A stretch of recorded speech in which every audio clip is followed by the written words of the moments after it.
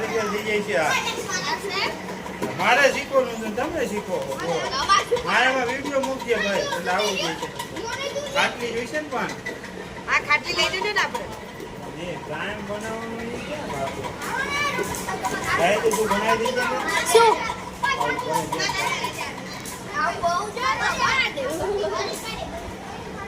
ઊનમાંથી એ બને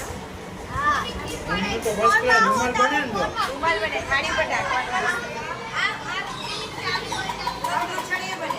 તમારી જૂની સાડી બની એના ચીકણા કરે